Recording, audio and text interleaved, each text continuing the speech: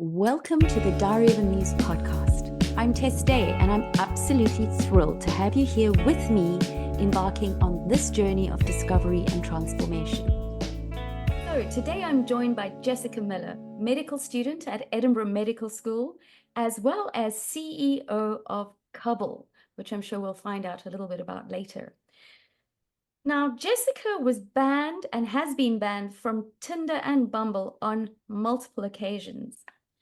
But she is an advocate for eradicating loneliness. And I have invited her here today so we can find out more about the journey, where it began, what she's doing now, and what words of wisdom she is going to impart to us so that we can all go away feeling a little richer and wiser and less lonely. So Jessica, it's absolutely wonderful to have you here.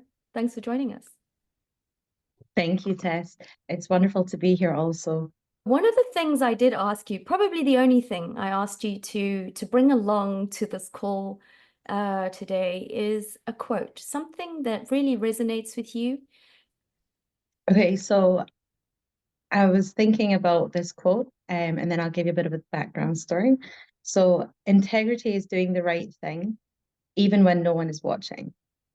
So, I like to experiment with doing new things, as I think we should all try a little bit, even though sometimes it's quite hard. So, at the weekend, I went to a non-denominational church in the US, and it was eye-opening because the experiences are so different compared to at home. If you're going to any religious services or even non-religious services, it's so different. So I think when you hear people talk and you never know where information might come to you from. So I took that away from the service on Sunday, because the truth is it really is this. Like, we're all doing things all day, every day.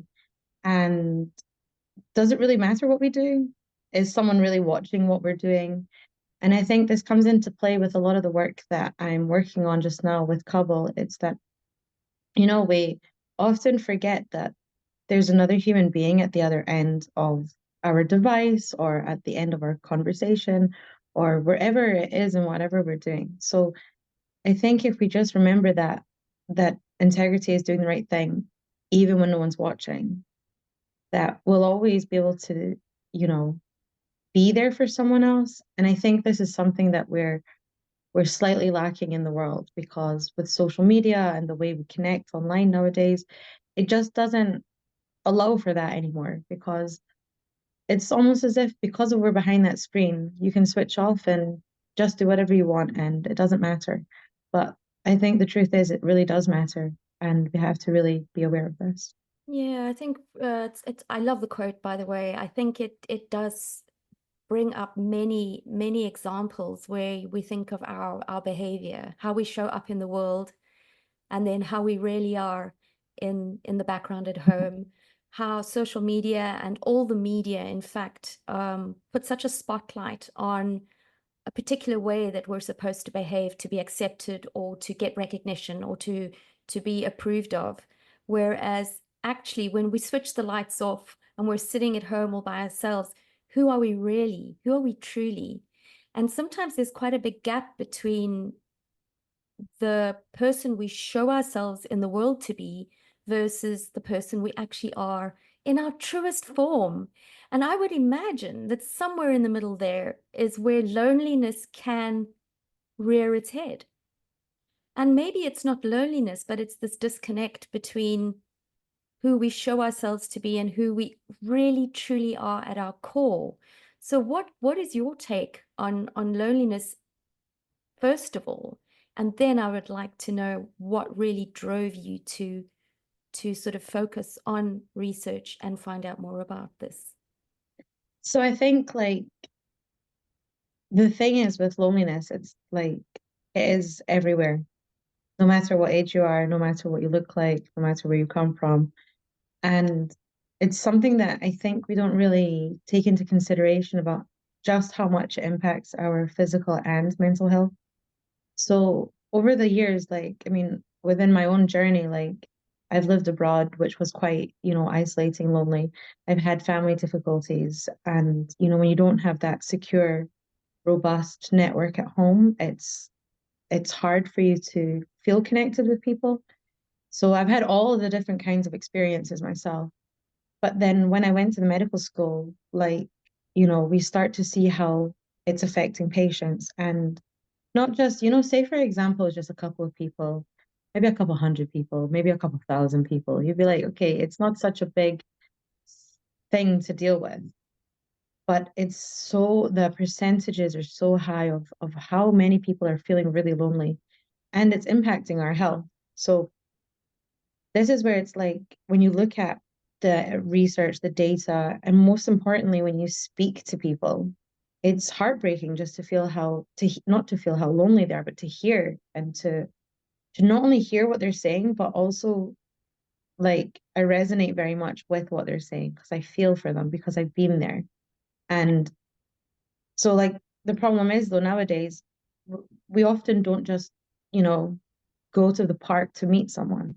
There's a lot of new boundaries that are people are not sure of. And so like before, if you were young enough, you would go to a bar or something or some activities and things like this. But everything has changed in the past like 10, 20 years with social media. So it's almost like where do we go to connect? I mean, the only option really is online as such. I mean, of course, if you're working and you're studying and you're, you know, maybe working in a big company, you can meet new people and stuff like this. But if you're not, like, where are you supposed to connect with someone? So this is where I ended up, like, you know, last year I decided, I'm just gonna go and see what the dating world is like because I've never really had any experience. And so I just opened up the apps and I thought it'd be as simple as literally finding the first person that you talk to and falling in love with them and getting married and everything like this. Fairy tale dream, as they say. And I guess it was a big bunch of naivety. But like I never, ever, ever estimated that a year later this is what I'd be doing. And it's just been one big crazy journey because when I realized that I'm not the only one suffering from using these apps, the dating apps, the friendship apps, or any connection apps.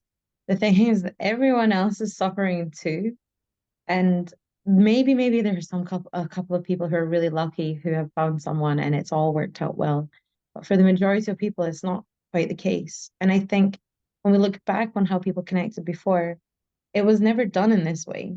You never looked at a person's picture, like thousands of people's pictures, and said, "Oh, I like you, I don't like you." Because you know nothing about that person. You know nothing about whether they're a good person or whether they like the same things that you like or whether you guys could make a relationship work.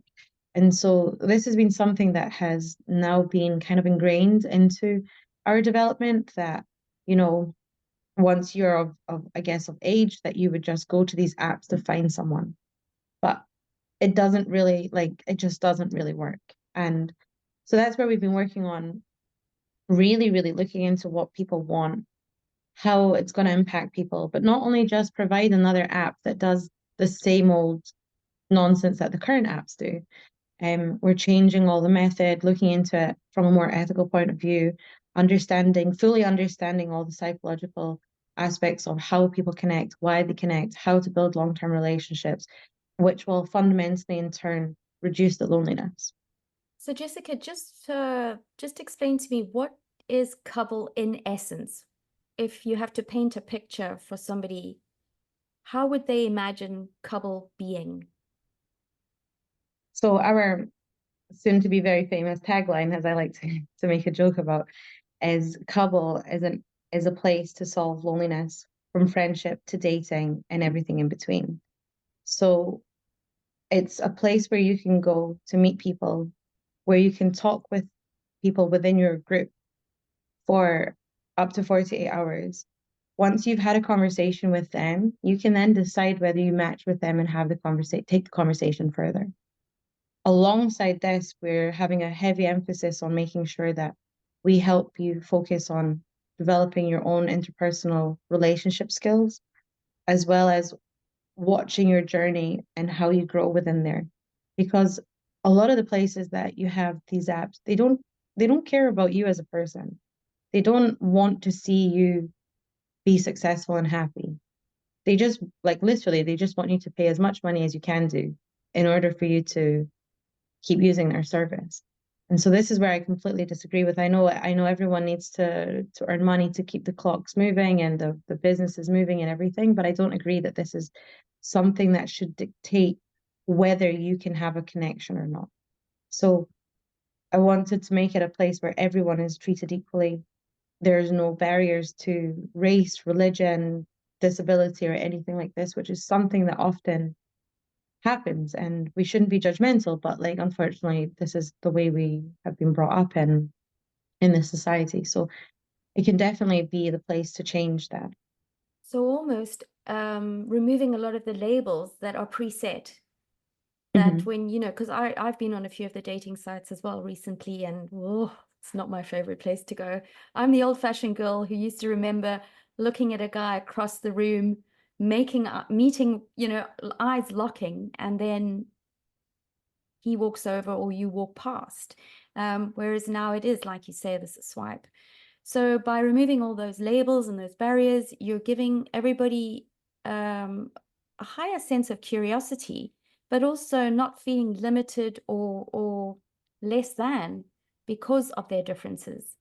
And that Yeah. that sounds really, yeah, sounds really exciting. So where is Cubble in its stages right now? Because I know that you've been in testing stages, you're still very much in development.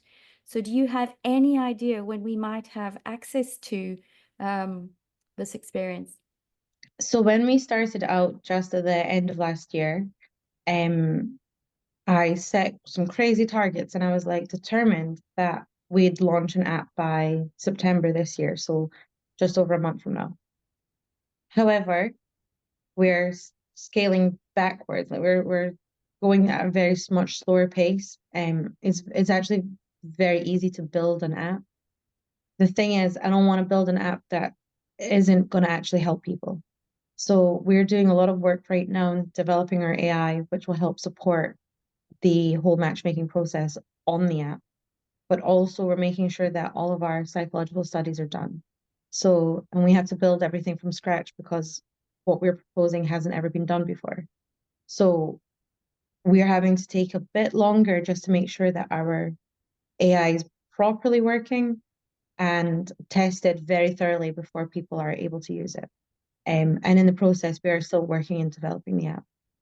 So I'm hoping that at some point next year, we'll be able to launch the app properly.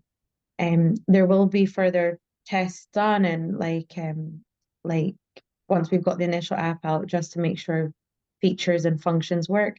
But to get the real proper experience, it'll probably be more likely um sometime during the next year. Super. I can't wait. And I know I'll be in touch and we'll probably talk again. But for now, what was the driving force? What was the catalyst that really made you decide to take this path, to build this legacy, which is what I'm hearing from you here is you're not just building a site where people can come and throw money and hope to get a result. You're creating something where they can actually grow through the process of getting connection and getting to know people and conversing. So what was that catalyst that picked this So path for you? there's been like a lot of things, and I think I'm a really strong believer in things happen for a reason. I never get worried about anything that happens to me. I have, if you could say one thing about me is that always something is happening to me. Like there's always some sort of major drama in life happening to me.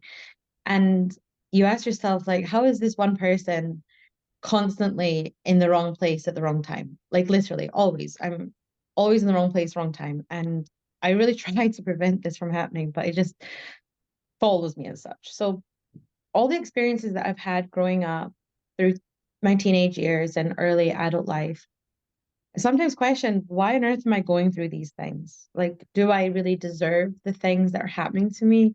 Like, what did I possibly do to suffer as such for so many years, so many years, so many things?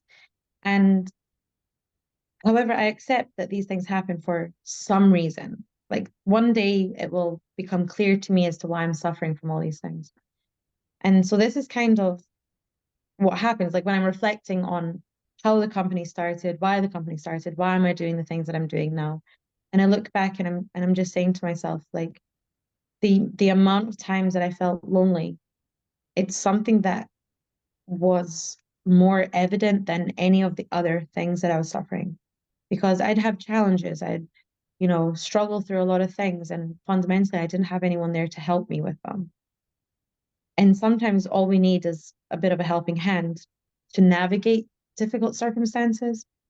So anyway, when I went on the dating apps last year and I was like, speaking to a lot of people, I was going on date after date after date for lunch, specifically only lunch during the week because it was the only time that I have free from my young children. So I said like I was going on date after date. I met a couple of people who were really lovely and very nice and everything like that. And eventually in August, I went back onto Tinder. In August, this is when Tinder banned me. I had not done nothing whatsoever to Tinder, but I had like probably about 8,000 people like my profile in about a week, I would say. And then after that, I received the lifetime permanent ban from them. This then progressed me on to like, I decided I'm going to try every other app. Like every other app that I can find, I'm going to try one and see what it's like.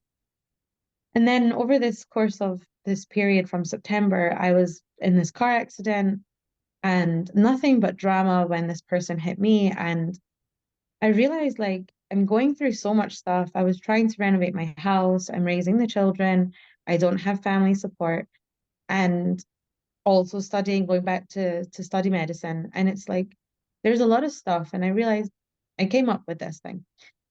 I just said, you know what, I really don't need a guy. Like traditionally, men and women play a role together in a household. Obviously, understandably, nowadays we have everything and we don't need to conform to traditional gender roles. However, traditionally, this was how it was seen. But I realized I don't need someone in my life. I really absolutely don't need anyone. I don't need a man, I don't need a woman, I don't need anyone. Hmm. I can just get on with the things myself. And after 2 months of extremely, extremely difficult, intense period, I just said, that's it. I don't need anyone. I will just continue on with my life. And that's it. I completely accepted it. No more dating apps, no more nothing. I was just like, this is over and done with. And then I was going to attend this startup weekend at the university in the end of October, I think. And I just said, I'm going to go and see what it's all about. I had been doing this business thing when I was in Cambodia last summer with the university. And I've always been entrepreneurial my whole entire life. I've ran other businesses and managed a lot of things. And I just said, I want to see something different. The day before I went to the startup weekend, I was speaking to one of my friends and I was just complaining. I was like, about this whole disastrous of a situation. And I was just like, I'm done with it all, completely done. But what I really, really wanted was someone to hug me. Mm. And that was all I was like, that's all I felt like I needed. I was just like someone who's ever so slightly bigger than me, just hold me for like 10 minutes. And this is something I never really had growing up. And I think this is something as human beings we really need. I see this in my children that they're asking when they're upset or something, they really need a hug. And I'm just there to hold them, just for them to feel safe and secure. And so at that time, I was just like, well, where can I do this? I'm like, can I just go and pick a random guy on the street and be like, hey, you're bigger than me. Can you just hold me for 10 minutes? I need you only for this. So, but unfortunately, it's a bit strange for me to do so. So I went and pitched this at the startup weekend that we were, you know, maybe lacking this human connection in the world. And it's not so easy as I've had people tell me, just go to a bar, just rock up in a bar and find someone. And it's not as easy as that. I have young children. I can't just take a night off. I don't drink alcohol. So, it's very strange for me to spend my time in a bar with someone. And also, like, I'm not really into, what usually happens afterwards, let's just say. And so in the end, when we were working on this startup idea, I didn't feel comfortable with what I was proposing because as much as it's a great thing, let's make a service that, make an app or something for people to hug each other. It doesn't really solve anything. Like it might just, you cut your hand and you put a plaster on it and you have to wait for the wound to heal. So it's kind of like we're doing the same thing. We're not actually making a difference anywhere. And so what I said was I said to the team there, I was like, we need to look at the root cause of the problem. And the root cause of the problem is the dating apps, the friendship apps, and social media.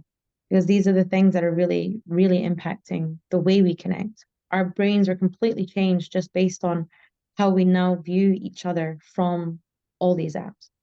And so this is where we started with trying to find a solution of how can we really take this on? And that's where we've gone and we're working month after month after month just to make sure that this is the right thing to do and this is what people need. And after all of our speaking, like we've spoken to a lot of people, we have a lot of support, and it's just about getting the awareness out there that we as people, we can make a change. Like if anybody wants to make a change, we can do it. There's no reason as to how and why we cannot do it. Yeah, I mean, I'm pretty sure probably at some point Tinder has got my face plastered on their wall or something. I will wish to go into one of their offices one day. Also the same thing when Bumble also banned me recently. And but the thing is, I'm sure they're not going to like what's going on. And I accept that. We cannot make Mm, everybody happy. But yeah. what we need to do is stand up for each other and make sure that we connect with each other. Because if we don't have that, not only do we feel lonely, but we're also suffering, each and every one of us. And I think the loneliness really stands out when it seems like it's transactional, when it is about I've put money in, so I expect to get something back from that. And Hmm. I don't even know, or I'm not even prepared to give anything from myself. There's that transaction piece.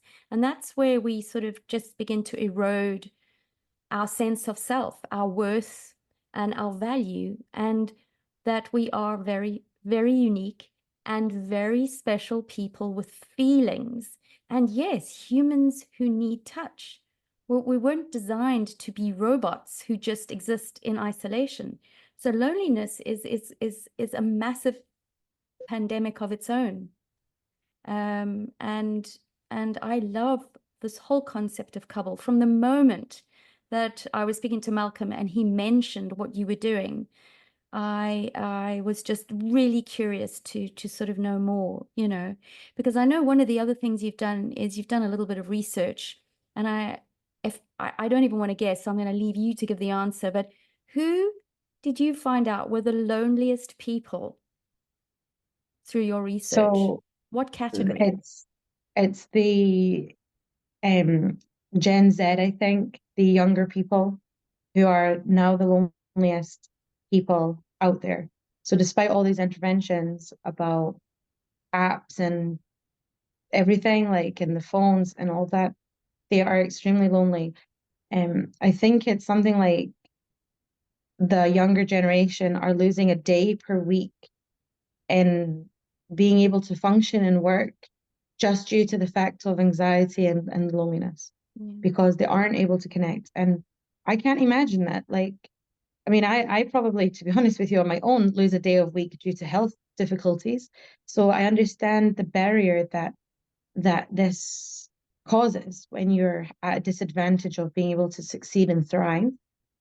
But for such a young generation who are supposed to be at the, kind of early stages in their life, the prime of their life, they've got the energy, they're young, they're super energetic and things like this.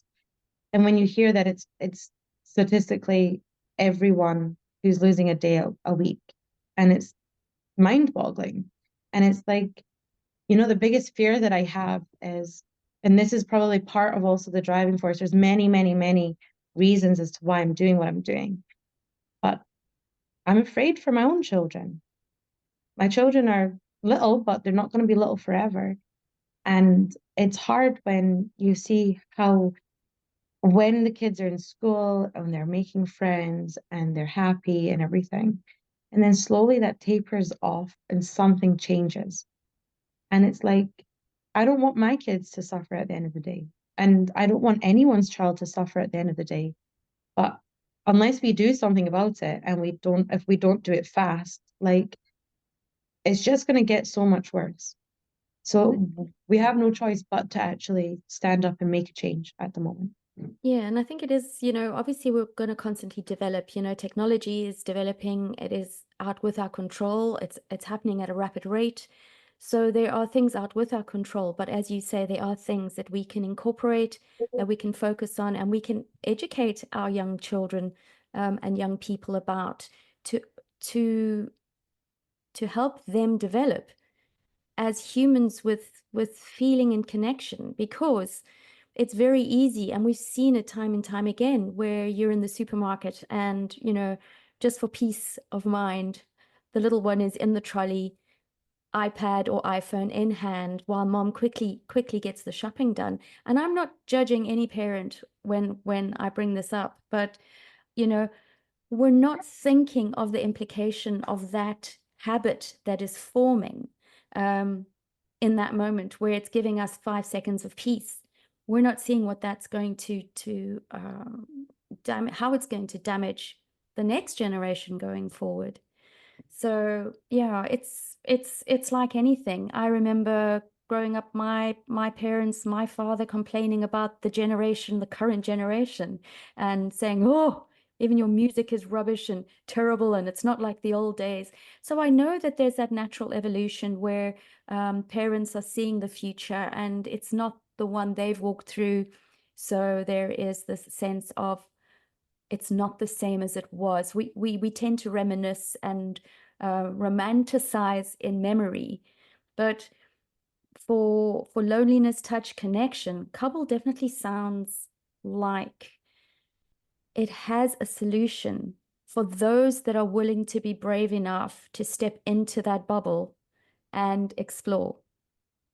It's really hard for people to make that change. I will not say otherwise. Mm, Especially what you're saying about this, the phrase that you just used about how through evolution, like things are changing when you age, you view things differently. The one thing we mentioned about this child using an iPad in the supermarket or say in a restaurant or something like this, mhm, it's so hard to raise children. And the thing is, though, this is where people then also become extremely lonely. Like everyone is affected by loneliness, like everyone, every age group, everything. However, what they've always said, like if we look back in history and there's a phrase or whatever phrase you can use, there's often some meaning or reason behind why these phrases are said. And so one of them is, it takes a village to raise a child. mm, And it really, really does. It's really hard to take care of children. And this is something I also really understand with, because if you're the sole caregiver of a child or children with no help whatsoever, no family, no financial support or anything like this, the responsibility on you is extremely hard. And as I'm sure we all know, all children are extremely energetic, some much, much, much, much more than others. My kids, for example, mm. some less so, but they're all full of energy and they need your time and everything. So it's so hard to give that when you're already feeling at a low because you don't have that support and network. And you don't have maybe friends who can come and help you. And then you're expected to be able to be perfect as such in the eyes of the child. And sometimes that 5 minutes in the supermarket with a tablet, it's like you just do it because you need a break. And Mhm, everyone needs a break. mhm, mhm, Even parents who have children who have the best family support and everything still need a break. And so this is where it's like you also identify there's a big problem, because to keep the world going, we need to have more children. Everyone needs to, not everyone needs to produce children, but like no, that would be an interesting case if that were this situation. yeah. But the world cannot keep going unless the children are growing up and the world keeps surviving. Mm. So we need to do something about this, because if we're just continuously bringing more children into the world and each of these children don't have good family networking support, it just again keeps snowballing out of control. And I think this is where if we can provide and help support relationships then everything else will fall into place. And what we've navigated and narrowed down is if you look at most of the problems in the world, and I'm taking a big risk by saying this, but almost all of these problems in the world, if you look at the root cause of all of the problems, they're all down to relationships, the relationships that we build with people, or the communication that we have within those relationships. And so my biggest concern is with all the disasters that happen in the world and everything everywhere and breakdown of relationships, divorces, everything like this, if we can just make a small improvement in these relationships and empower the people to make sure, because like no one's teaching us to have relationships.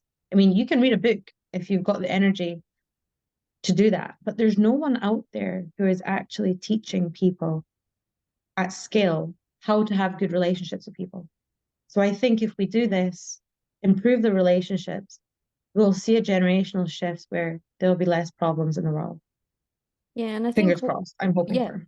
well, I don't think you took too much risk saying that. I loved what you said. I also think, there's that aspect of boundaries. There's too many boundaries in the world. And I'm talking, if you look at the planet and you look at all the different borders and boundaries, and they create chasms because they create different cultures, which is fantastic.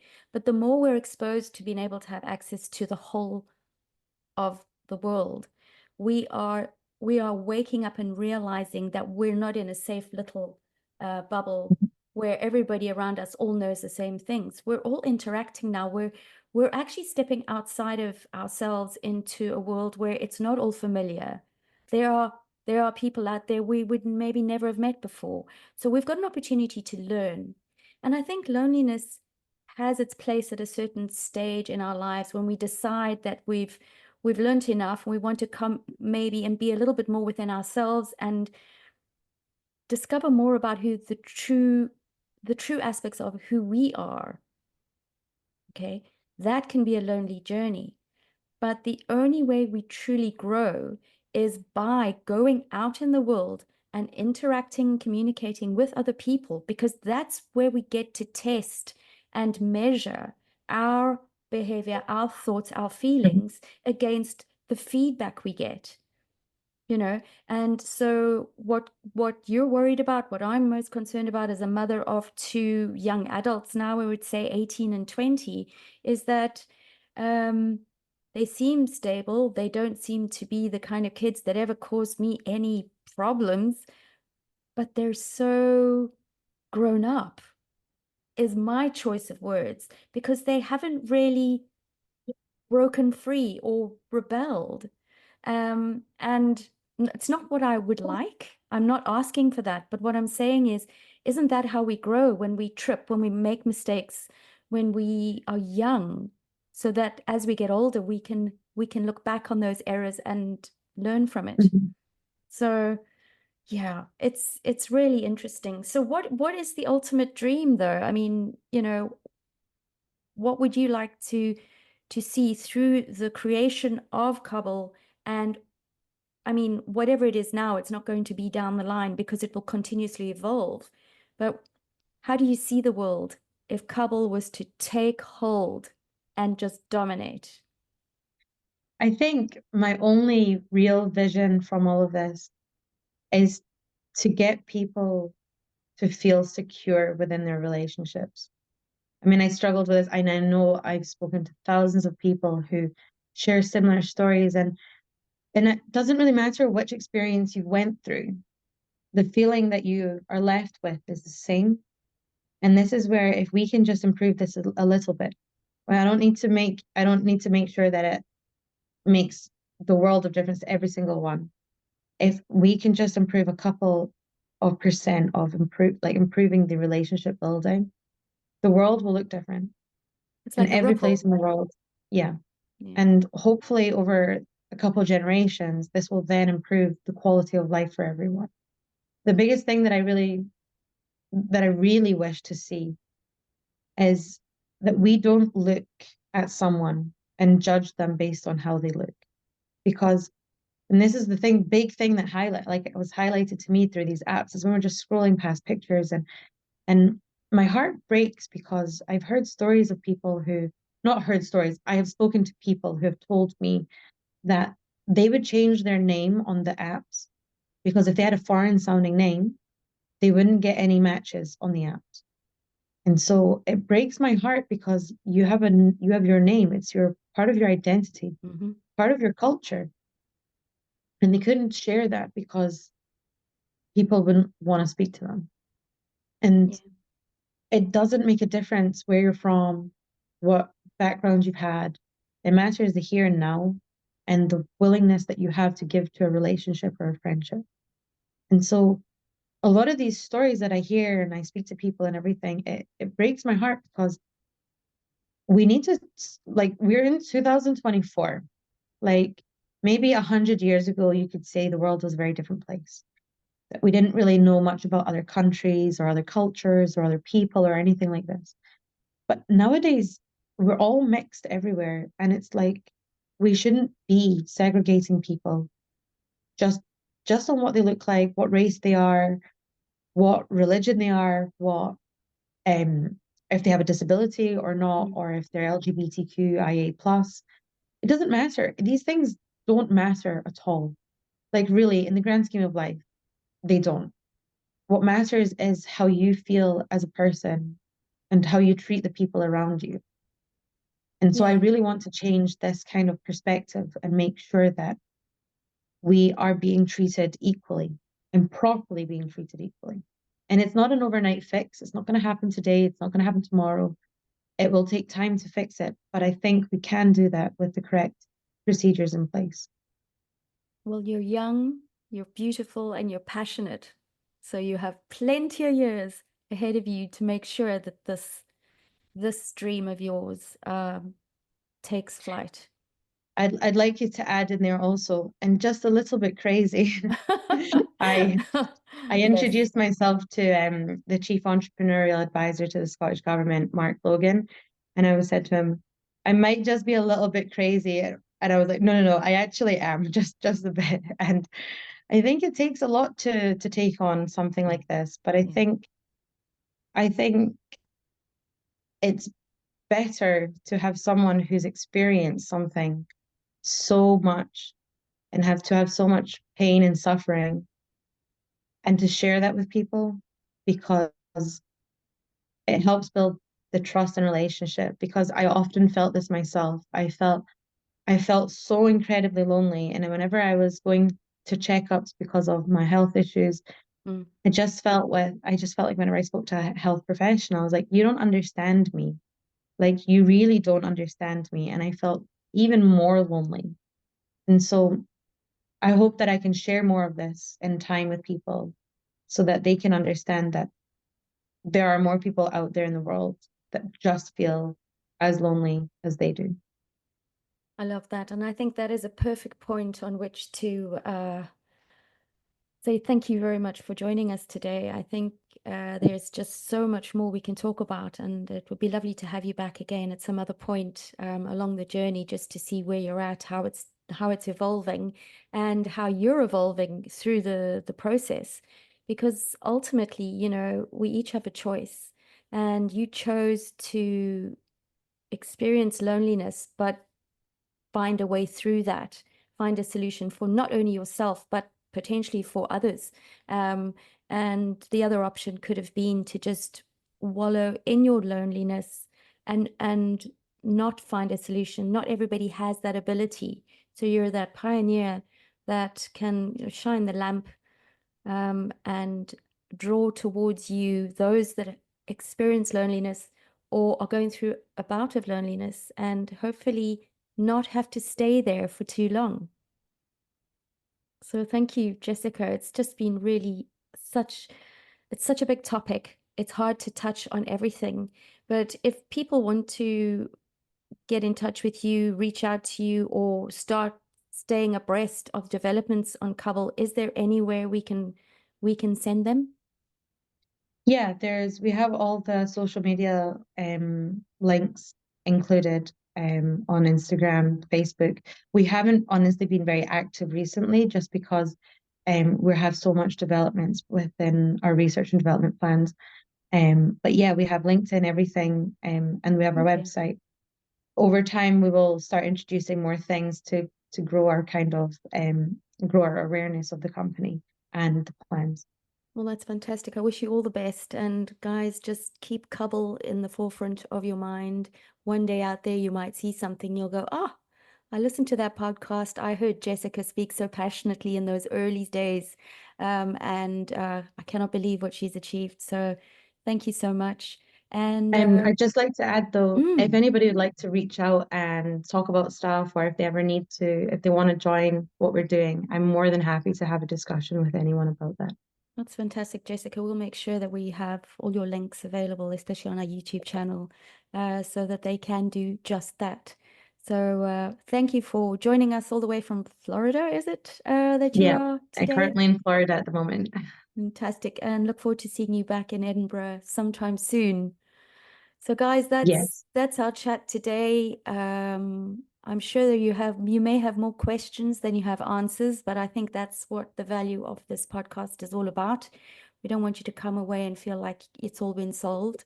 We want you to be asking more questions. Where am I? What is my level of loneliness? Have I experienced loneliness? Do I know somebody who is lonely? And what what could I do to understand it more, to help eradicated with Jessica's guidance. So, Jessica, thanks. We'll be back. And in my next episode that will follow this one, I want to dive a little deeper into the meaning and the power of embracing loneliness, which is a slightly different caveat to what Jessica has spoken about today. But I believe that the two married together will perhaps support each other quite beautifully. So I'll be back next time. Thank you for joining us today and see you again soon. Bye for now.